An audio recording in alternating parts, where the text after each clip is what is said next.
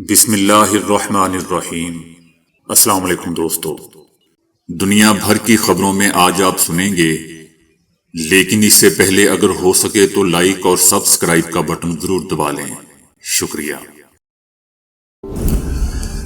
عمران خان کی رہائی کے معاملے پر دوستو، ان کی جماعت پاکستان تحریک انصاف ایک بار پھر الجھن کا شکار نظر آتی ہے۔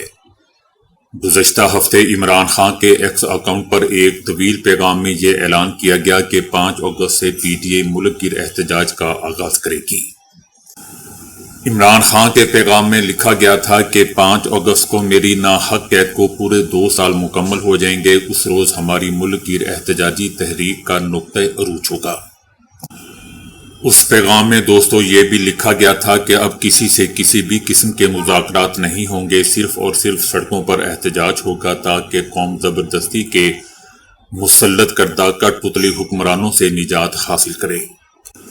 یہ اعلان 8 جولائی کو کیا گیا تھا، تاہم اس کے صرف 4 دنوں بعد یعنی 12 جولائی کو اچانک ہی پی ٹی آئی کے رہنما اور وزیر اعلیٰ خیبر پختونخوا علی امین گنڈاپور نے یہ اعلان کر دیا کہ یہ تحریک 90 دنوں پر مشتمل ہوگی۔ اس کے بعد علی امین گنڈاپور اور پی ٹی آئی کے متعدد سینئر قائدین اچانک لاہور پہنچ گئے۔ لاہور روانگی سے پہلے پاکستان تحریک انصاف کے چیئرمین بیرسٹر گوہر کا یہ کہنا تھا کہ احتجاجی تحریک سے متعلق اعلان عمران خان خود کریں گے، لیکن لاہور پہنچنے پر علی امین گنڈاپور نے پارٹی کارکنان اور ممبران صوبائی اسمبلی سے خطاب کرتے ہوئے عمران خان کی رہائی سے متعلق کہا کہ 90 دن کے اندر یا تو ہم عمران خان کو رہا کروائیں گے یا سیاست میں چھوڑ دوں گا۔ اس اعلان کے بعد دوستو، عمران خان کی رہائی کے لیے یہ تحریک نہ صرف متنازع بنتی نظر آ رہی ہے بلکہ اس سے پارٹی کے اندر موجود اختلافات کا بھی اشارہ مل رہا ہے۔ علی امین گنڈاپور کے اعلان 90 دن کے اعلان کے وقت جماعت کی مرکزی چیف آرگنائزر عالیہ حمزہ موجود نہیں تھی۔ علی امین گنڈاپور کا یہ بھی کہنا تھا کہ عمران خان نے واضح کر دیا ہے کہ فیصلہ سازوں کے ساتھ مذاکرات ہوں گے، جن کے پاس اختیارات نہیں ان سے کیا بات ہو سکتی ہے۔ علی امین گنڈاپور کا کہنا تھا کہ 90 دن کل رات سے شروع ہو جائیں گے اور ان 90 دن میں ہم آر یا پار کر دیں گے۔ جب تحریک انصاف کے صوبائی صدر جنید اکبر سے رابطہ کیا گیا تو انہوں نے مختصر بات چیت کرتے ہوئے صرف اتنا کہا کہ انہیں نہیں معلوم کہ یہ 90 روز تحریک کا مشورہ کس نے دیا اور اس کا فیصلہ کب ہوا۔ ان کا کہنا تھا کہ اس بارے میں مجھے کچھ نہیں معلوم اور نہ ہی میں اس بارے میں بات کر سکتا ہوں۔ جب جنید اکبر سے پوچھا گیا کہ وہ اس پریس کانفرنس میں موجود تھے تو ان کا کہنا تھا کہ اگر وہ نہ جاتے تو سب کہتے کہ جماعت میں اتحاد نہیں ہے اور یہ سب تقسیم ہے، اس لیے وہ ان کے ساتھ چلے گئے۔ صوبائی صدر کی حیثیت سے وہ یہ کہتے ہیں کہ انہیں اس تحریک کے اعلان کا علم نہیں، لیکن اس بارے میں اگر بات کرنی ہے تو ان سے کریں جنہوں نے یہ 90 دنوں کا اعلان کیا ہے، مجھے کچھ نہیں پتا۔ عالیہ حمزہ کا کہنا تھا کہ 5 اگست کے مقابلے میں 90 دنوں کا پلان کہاں سے آیا؟ اگر آپ میں سے کسی کی نظر سے گزرا ہو تو میری بھی رہنمائی کریں۔ جب اس بارے میں دوستو جماعت کے سینئر رہنما اور سابق صوبائی وزیر شوکت یوسف زئی سے رابطہ کیا گیا تو ان کا کہنا تھا کہ وہ خود بھی حیران ہیں کہ اتنے بڑے اجتماع کی عالیہ حمزہ کو اطلاع نہیں دی گئی۔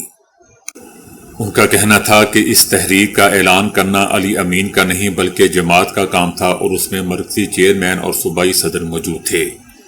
تو علی امین گنڈاپور نے یہ اعلان کیسے کر دیا؟ ان کا کہنا تھا کہ اس بارے میں تنظیمی سطح پر بات چیت ہونی چاہیے تھی اور باقاعدہ اعلان ہونا چاہیے تھا۔ دوستو، جن چیئرمینوں کی یہ بات کر رہا ہے، اگر سوچا جائے تو 26 نومبر کو یہ لوگ تو باہر ہی نہیں نکلے، صرف ایک بندہ باہر نکلا تھا اور وہ تھا علی امین گنڈاپور، اور اپنے ساتھ بے تحاشا لوگوں کو بھی ساتھ خیبر پختونخوا سے لایا تھا۔ یہ پنجاب والے صرف باتیں ہی کر سکتے ہیں یا ان کے لوڑے لپاڑے جو سوشل میڈیا پر بیٹھے ہوئے ہیں گالیاں نکالنے کے علاوہ ان کو اور کوئی کام نہیں۔ اگر اس وقت پاکستان تحریک انصاف میں جو کوئی محنت کر رہا ہے تو دوستو وہ خیبر پختونخوا وزیر اعلیٰ علی امین گنڈاپور ہے، باقی سب زیرو ہیں۔ ایک اور بندہ تھا مروت، اس کو انہوں نے نکال دیا، وہ بھی ان سب سے زیادہ محنتی بندہ تھا پاکستان تحریک انصاف کے لیے۔ ہاں البتہ عالیہ حمزہ بھی دوستو ایک محنتی خاتون ہے، اس کے ساتھ رابطہ ہونا چاہیے تھا اور اس کے تحفظات بھی دور کر دینے چاہیے تھے۔ حالانکہ علی امین گنڈاپور نے دوستو کہا تھا کہ 5 اگست کو یہ تحریک اپنے عروج پر ہوگی، لیکن انہوں نے کہا تھا کہ یہ تحریک اگلے 90 دنوں تک چلے گی، اور یہ میرے خیال سے دوستو بہت بہترین ڈیسیژن تھا، کیونکہ اگر 5 اگست کی ڈیڈ لائن دی جاتی تو 26 نومبر جیسا ہی حال ہونا تھا یا اس سے بھی بدتر، اور اس کے بعد 5 اگست کے بعد لوگوں نے اپنے اپنے گھروں کو نکل جانا تھا۔ حالانکہ 5 اگست کو گرمی بھی بہت زیادہ ہوتی ہے۔ اگر آگے 3 مہینے یہ احتجاج چلے گا، میرا خیال یہ سب سے بہترین آپشن ہے، کیونکہ دوستو سیاسی جدوجہد جو 1 یا 2 دن کے لیے نہیں ہوتی، بلکہ یہ مسلسل جدوجہد کا نام ہے۔ 5 اگست کی تاریخ کا اعلان جو عمران خان نے کیا ہے، اس دن ہر ضلع اور ہر سطح پر احتجاج اور ریلیاں منعقد کی جائیں گی،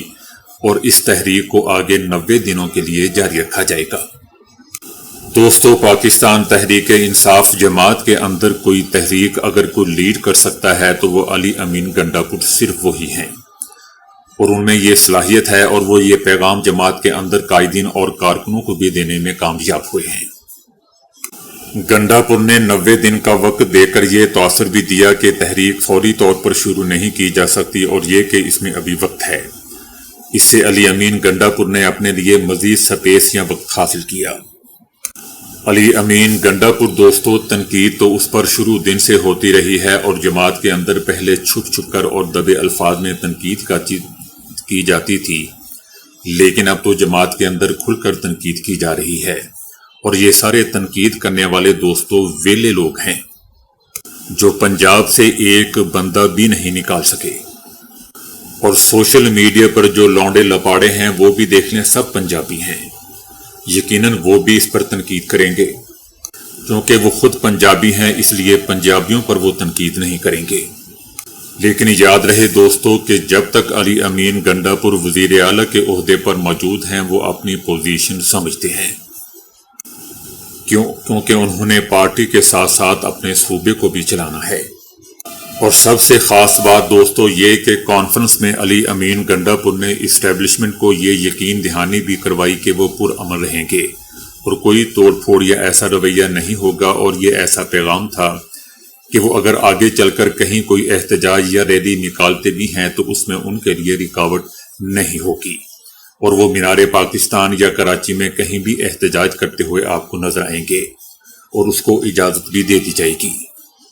لاہور جا کر پریس کانفرنس اور پاور شو سے علی امین یہ واضح کرنا چاہتے تھے کہ کہیں بھی جا کر احتجاج کر سکتے ہیں۔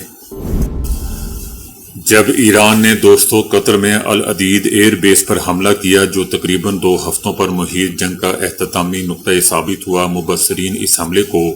بے مثال قرار دیتے ہیں، خاص طور پر اس تناظر میں کہ قطر خطے میں ایران کا قریبی اتحادی سمجھا جاتا ہے۔ خلیج فارس کے عرب ممالک نے فوری طور پر اس حملے کی مذمت کی، تاہم ان کا یہ رد عمل جلد ہی خبروں کی شہ سرخیوں سے غائب ہو گیا، اور اس کی جگہ ایسی رپورٹس نے لے لی جن میں ایران کے خلیج کے اہم ممالک کے ساتھ تعلقات میں تسلسل اور مضبوطی کا اعادہ کیا گیا۔ خلیجی ریاستوں نے ایران کے ساتھ اسرائیل کی جنگ کے خلاف ایک مضبوط اور مؤثر موقف اختیار کیا، لیکن ایران نے اپنے برادر ملک قطر کی خود مختاری کو نشانہ بنایا، جس سے ہم سب متاثر ہوئے، ایسا دوستو قطر کا کہنا ہے۔ ایران اسرائیل جنگ اور العدید ایئر بیس پر حملے کے بعد سعودی عربیہ کا رد عمل یہ بتاتا ہے کہ سعودی عربیہ تہران کے ساتھ تعلقات برقرار رکھنا چاہتا ہے، ایسے تعلقات جو بعض مبصرین کے مطابق جون میں جھڑپوں سے پہلے حالیہ برسوں کی بلند ترین سطح تک پہنچ چکے تھے۔ اس بات کا اظہار خاص طور پر دونوں ممالک کے درمیان مسلسل دوستانہ اور اعلیٰ سطحی روابط سے ظاہر ہو رہا ہے، جن میں سعودی ولی عہد محمد بن سلمان اور ایرانی وزیر خارجہ کے درمیان اس ماہ 8 جولائی کو جدہ میں ہونے والی ملاقات بھی شامل ہے۔ اگرچہ مارچ 2023 میں چائنا میں ہونے والے سعودی عربیہ اور ایران کے درمیان مفاہمتی معاہدے نے دنیا بھر کی توجہ حاصل کی تھی، تاہم سعودی عرب حکام یا سعودی عرب حکومت اس کے نفاذ کے حوالے سے اپنی رپورٹنگ اور تبصروں میں محتاط ہے۔ جس نے اس بات کی نشاندہی کی کہ اگر سعودی مفادات میں تبدیلی آئی تو وہ اس معاہدے پر کاربند رہنے سے گریز کرے گا۔ لیکن دوستو، ایران اور سعودی عربیہ کے تعلقات میں 2024 کے آخری سماہی سے لے کر 2025 تک تیزی سے بہتری آتی نظر آ رہی ہے، بلکہ بہتری آئی ہے۔ گو کہ یہ ایسا وقت تھا جب خطے میں ایران کا اثر و رسوخ اسرائیل کی لبنان میں حزب اللہ کے خلاف کارروائیوں میں اور شام میں ایران کے حامی بشار الاسد کی حکومت کے خاتمے کے باعث کمزور ہو چکا تھا۔ سعودی عربیہ نے نئی لبنانی قیادت کی حمایت کی ہے، جس نے ایک جانب حزب اللہ کو غیر مسلح کرنے کو اپنی ترجیح بنایا، وہیں ساتھ ہی شامی عبوری حکومت کے حکام کے ساتھ قریبی سیاسی اور اقتصادی تعلقات بھی قائم کیے گئے ہیں۔ اب نظر آ رہا ہے کہ سعودی عربیہ ایران کے ساتھ تعلقات کو مضبوط کرنا چاہ رہا ہے۔ جنگ کے دوران محمد بن سلمان نے ڈاکٹر مسعود سے بات چیت میں افسوس کا اظہار کیا تھا اور 13 جون کو اسرائیلی حملے کی بھی شدید مذمت کی تھی۔ سعودی میڈیا نے بھی ایک بار پھر دونوں ممالک کے درمیان برادرانہ تعلقات کو بڑھا چڑھا کر پیش کیا اور اس میں کہیں بھی ایران پر قطر پر حملے کا حوالہ نہیں دیا گیا۔ لگتا ہے کہ سعودی عرب خطے میں استحکام برقرار رکھنے کا خواہش مند ہے، وہیں ایران میں حکومت کی تبدیلی سے اجتناب بھی ان رپورٹس میں صاف عیاں ہوتا ہے۔ اس کی مثال دوستو ایک مشرق وسطیٰ کا اخبار جو کہ سعودی شاہی خاندان سے منسلک سمجھا جاتا ہے، اس میں شائع ہونے والی ایک سخت اداریے میں ملتی ہے، جس میں ایک لبنانی صحافی اور العربیہ کے سابق اینکر نے اسرائیل کی جانب سے سپریم لیڈر آیت اللہ خامنائی کو مارنے کی مبینہ سازش کو پاگل پن قرار دیا تھا اور اس کی شدید مذمت کی تھی۔ 23 جون کو ایران کے حملے کے بعد قطر دوحہ کے لیے ایک مشکل صورتحال تھی، تاہم قطر اور ایران نے فوری طور پر کشیدگی کم کرنے کی خواہش کا اعادہ کیا اور یہ اشارہ بھی دیا کہ ان کے تعلقات بدستور قائم ہیں اور قائم رہیں گے۔ قطر کے وزیر اعظم کا کہنا تھا کہ اس حملے نے ایران کے ساتھ تعلقات پر منفی اثر ڈالا ہے، لیکن ساتھ ہی انہوں نے امید ظاہر کی کہ ایران کے ساتھ تعلقات جلد ہی معمول پر آ جائیں گے۔ یاد رہے دوستو کہ دیگر خلیجی ریاستوں کے ساتھ ایران کے تعلقات کے برعکس ایران اور دوحہ کے تعلقات یعنی ایران اور قطر کے تعلقات ایران کے 1979 میں قیام کے بعد کبھی بھی ٹوٹ پھوٹ یا تعطل کا شکار نہیں رہے۔ اس حملے کے بعد دونوں ممالک کے اعلیٰ حکام نے ٹیلی فونک پر بات چیت کی تاکہ دونوں کے درمیان دوستانہ تعلقات کو پہنچنے والے نقصان میں کوئی کمی لائی جا سکے۔